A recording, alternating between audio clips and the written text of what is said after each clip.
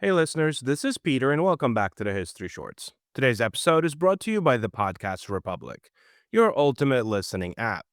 Discover and subscribe to thousands of podcasts from around the world.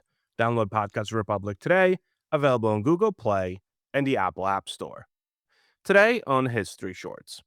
On the morning of January 16th, 1942, a 24-year-old lieutenant from Kansas rode into a Philippine village with 26 men behind him. What he found on the other side was a Japanese battalion, hundreds of enemy soldiers crossing a river, coming straight at him.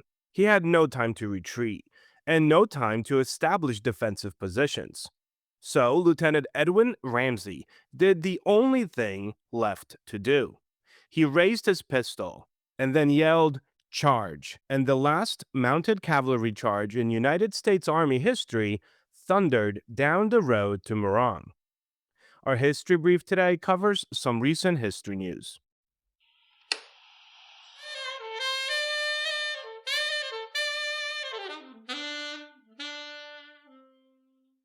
A quick word from our sponsors. This day in history.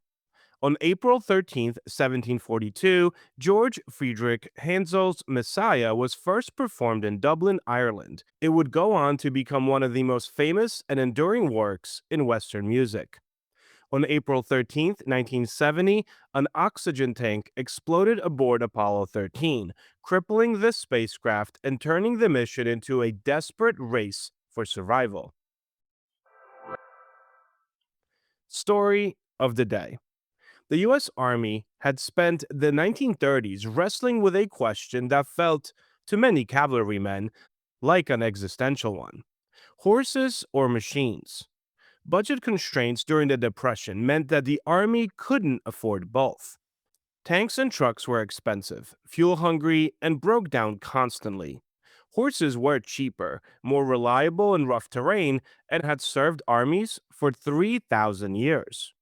Many senior officers, raised and trained in the cavalry tradition, refused to believe that the horse's time had passed. Major General John K. Herr testified before U.S. Congress in 1939 that horse cavalry had stood the test of war in ways that tanks simply hadn't proven yet. He wasn't wrong about the past, but he was wrong about the future. The Louisiana maneuvers of September 1941 settled the argument once and for all. Around 34,000 horses and 50,000 wheeled and tracked vehicles deployed across 3,400 square miles of Louisiana in mock battles. The first exercise went well for the horse units. The second exercise ended when General George Patton's armored group encircled the entire opposing army, 3 days ahead of schedule. Army leadership embraced mechanization. 4 months later, Japan bombed Pearl Harbor. The 26th Cavalry Regiment stationed in the Philippines apparently missed the memo. Distance and administrative oversight had left them mounted, one of the last horse cavalry units in the entire U.S. military, and they were about to ride straight into the most modern and brutal war that the world had ever seen. The 26th Cavalry was not just any unit. They were Philippine scouts, Filipino enlisted men serving under American officers, with a reputation built over 4 decades of professional soldiering. By late 1941, the 12,000 strong Philippine scouts formed the backbone of American defenses on the islands. Survivors of the campaign that followed would later describe them as the most professional, best trained troops available. Their commander, Colonel Clinton Pierce, dapper mustache, bulldog physique, 2 decades in the cavalry, embodied everything that the horse soldier tradition had produced. When Japanese forces landed in Lincoln Gulf on December 22nd, 1941, and began pushing south toward Manila, it was the 26th Cavalry that General Jonathan Wainwright turned to. Wainwright, himself a former cavalryman, later said Pierce's regiment were the only ones to stop the Japanese from being in Manila within hours. The 26th delayed 4 Japanese infantry regiments for 6 hours that day. They repulsed a tank assault, using jungle terrain to separate tanks from infantry, attacking individual vehicles with grenades and gasoline filled bottles. Then, through late December and early January, they bled and bought time, reducing from nearly 800 men to 450 before any reinforcements arrived. They were giving everything they had to hold a situation that was, well, already lost. Lieutenant Edwin Ramsey had arrived in the Philippines just months before Pearl Harbor. He had volunteered from his unit in California partly because, as he would later recall, he didn't entirely know where the Philippines was, and that it was tropical and had a good polo team. The day before Pearl Harbor, he played polo at Fort Stotzenberg. Wainwright was the umpire. 24 hours later, they were both at war. By January 16, 1942, Ramsey had already fought through weeks of brutal delaying actions across northern Luzon. His platoon had just finished a reconnaissance mission. They were scheduled to rest. But then, Wainwright needed someone to ride north and hold the village of Morong, and Ramsey volunteered. He assembled 27 mounted troopers and rode out. Morong appeared deserted when they arrived.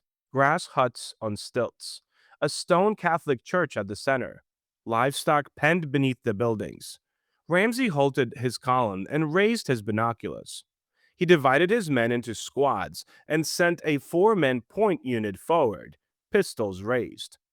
Then the Japanese opened fire. Private First Class Pedro Upirio took multiple rounds in his left arm and shoulder.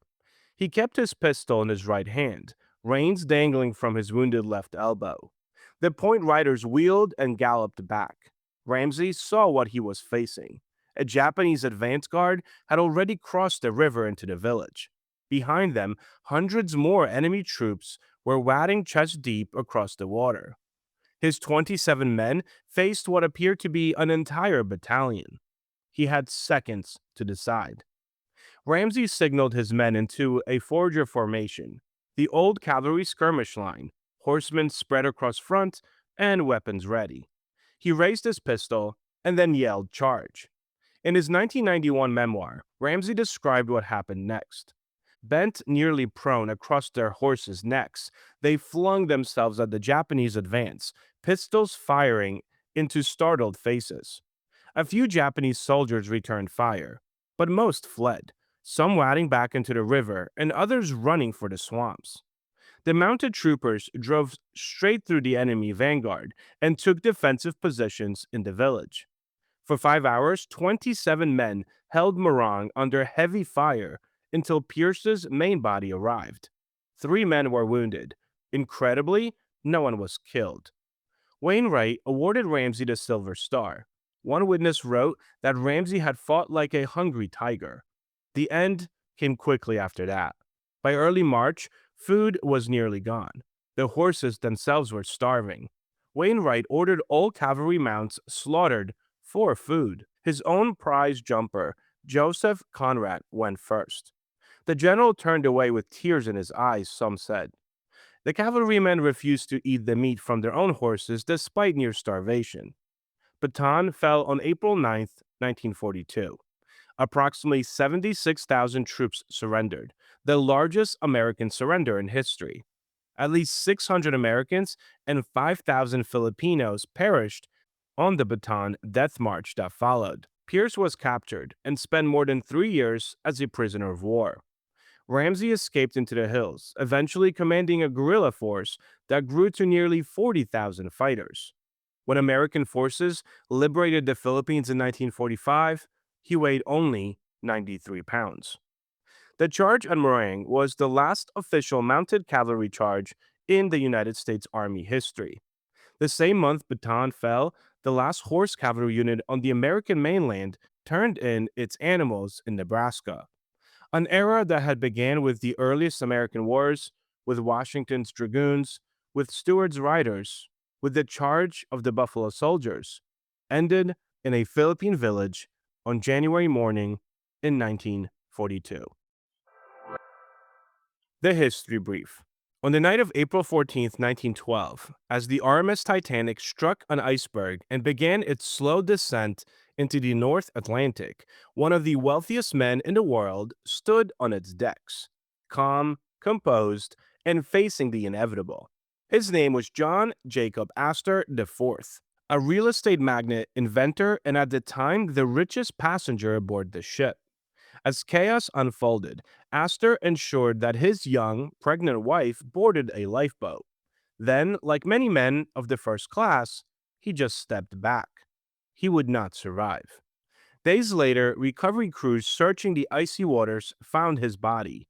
In his pockets were the quiet remnants of a life of extraordinary wealth: gold cufflinks, a diamond ring, cash, a pencil case, and an 18-karat gold pocket watch, engraved and still intact. For over a century, that watch remained in the Astor family, passed down through generations, largely unseen by the public.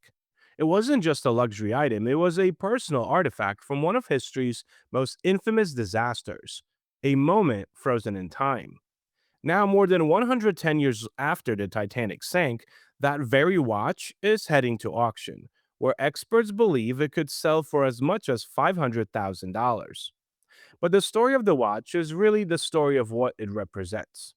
The Titanic disaster claimed more than 1,500 lives, cutting across lines of class, nationality, and identity. Yet figures like Astor came to symbolize a particular kind of tragedy: the fall of immense wealth and privilege in the face of nature's indifference. And objects like this watch carry a unique power. Unlike the grand narratives of ships and engineering failures, they bring us closer to the individuals. This was something Astor held, something that he checked, and something that marked the passing of time, right up until the moment time for him had stopped. There's also a deeper irony here. In life, the watch was simply one possession among many, hardly remarkable for a man of Astor's fortune. But in death, it has become something far more valuable, not because of its gold or craftsmanship, but because of its provenance, its direct connection to a moment that still grips the global imagination. And that fascination hasn't faded. Titanic artifacts continue to fetch extraordinary prices at auction, not just because they are rare, but because they serve as tangible links to a story that feels almost mythic in scale and deeply human in its details. Thank you so much for spending some time with me today and helping make this little show such a mighty success. I also want to thank Steve for reaching out to me about editing software not picking up my mistakes in some of the recent episodes. All fixed now and remedied going forward. Thank you, all of you, for looking out, continuing to tune in and listen, and spreading the word. If you are enjoying this show and would like to help with its production, you can always donate a few dollars at buymeacoffee.com or become a Patreon member to enjoy these episodes ad free. Both links can be found on our website at www.historyshortspodcast.com. Have a great rest of your day, and I will talk to you all again tomorrow.